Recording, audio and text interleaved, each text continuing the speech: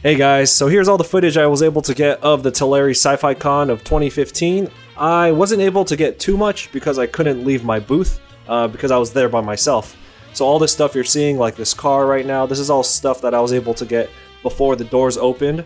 So unfortunately, because it was before the doors opened, a lot of the vendors didn't have their good stuff on display yet, so there wasn't really much to record.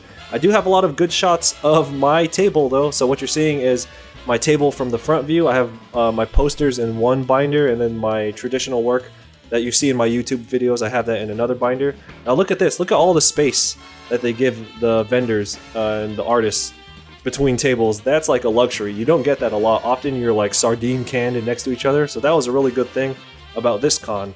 You can see all my tools right here. This is my little workstation where I do commissions. Now, when you go to a convention, if you plan to do an artist alley, really try to take commissions on the spot, because it's where you get to interact with people the most. It sparks the most conversation. It really tests your skill and your speed, and plus it's where I make the most money. You know, I try to keep it anywhere between 20 to 30 minutes. I might push it a little bit further if it's like a really detailed thing and they're paying more for it. So for example, this Batgirl variant cover that somebody hired me to do, I spent about an hour on that. Just because, you know, like they paid a little bit more and I wanted to give them a little bit something more to it. But I'm going to show you all the commissions that I did.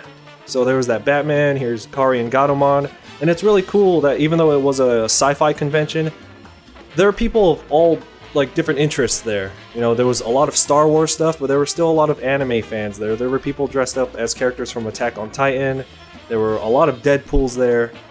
You just get a good mixture of everything, so keep an open mind when you go to a specific type of convention. It doesn't mean you're only going to run into one particular type of person or people.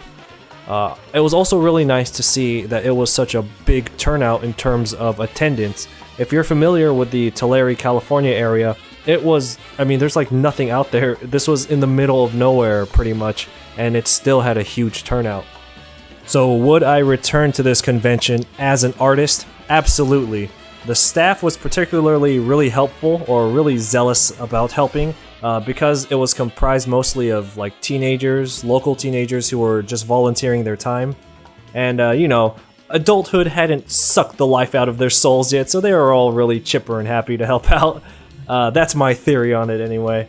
Would I recommend you go as a spectator? Absolutely. The only downside is that it's in, like I said, it's in Tulare, California. There's like nothing around there. So it's kind of dusty and whatever, but the venue is huge. There are tons of vendors. There's a lot of parking. The parking was free. The entrance fee was really low. The hotels around are really cheap. So definitely go check it out if you're looking for a new con to try out. This was only its second year, so props to them for getting such a good turnout.